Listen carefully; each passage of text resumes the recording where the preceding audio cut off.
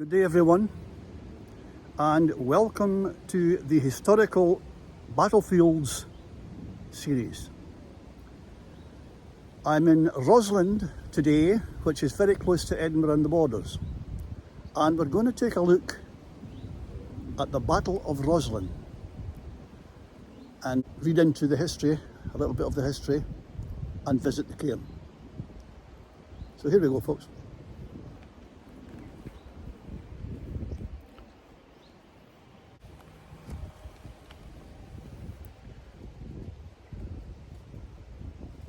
Now, battles are important because they change things. They shape events, and that's why the Battle of Roslin in 1303 should be much better known than it is.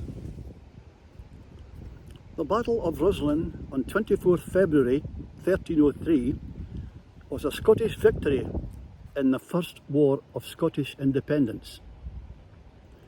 It took place near the village of Roslin, where a force led by Scots John Comyn and Sir Simon Fraser ambushed and defeated an English reconnaissance party under Lord John Segrave.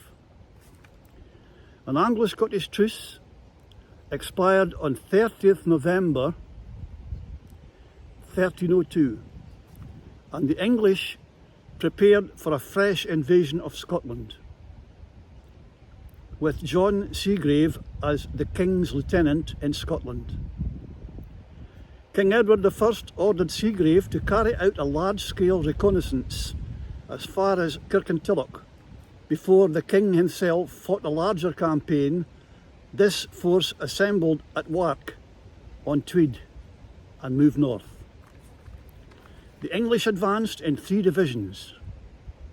Harassed by the Scots, at night, they camped in 3 divisions, several miles apart.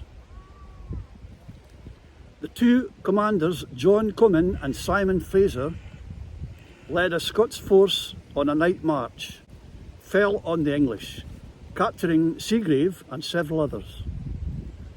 Robert Neville led his division towards the action. The Scots eventually freed Segrave, but the English paymaster Manton was killed. Scottish historian John of Fordun wrote a description of the fight. There never was so desperate a struggle, or one in which the stoutness of knightly prowess shone forth so brightly.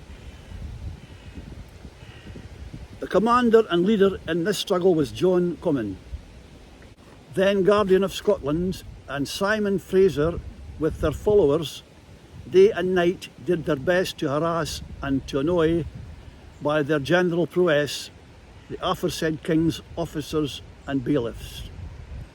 But the aforesaid John Comyn and Simon, with their abettors, hearing of their arrival and wishing to steal a march rather than have one stolen upon them, came briskly through from Biggar to Roslin in one night, with some chosen men who chose rather death before unworthy subjection to the English nation. And all of a sudden they fearlessly fell upon the enemy. The battle was the subject of a fictional account written by Walter Bower in the mid-15th century. Like Fordun, Bower seriously exaggerated the size and importance of what was really a victory over a large-scale raid rather than an invading army. The distorted impression of Roslin has lingered in the public imagination to this day. A monument cairn erected by Roslin Heritage Society, behind me, at the end of the 20th century marks the site of the battle.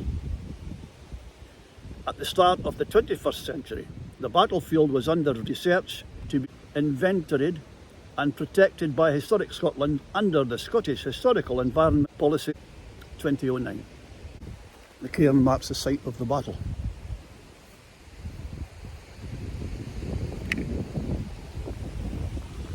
And here we have the cairn.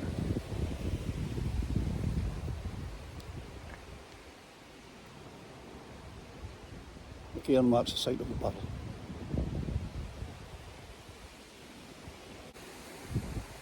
That's it there, folks.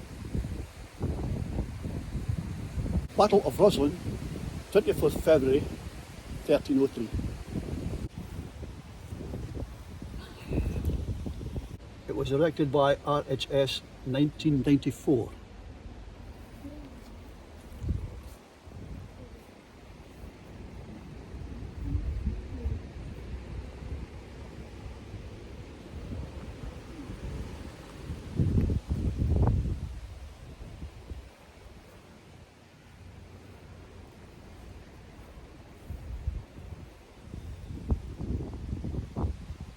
The monument was erected at the end of the 20th century, marks the site of the battle. At the start of the 21st century, the battlefield was under research to be inventoried and protected by Historic Scotland under the Scottish Historical Environment Policy of 2009.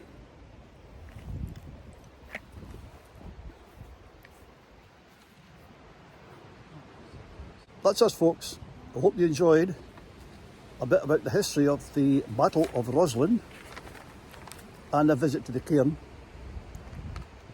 Hope to see you all on the next journey. TCSS, take care, stay safe. If you like the videos, please subscribe. It would be greatly appreciated. Bye for now.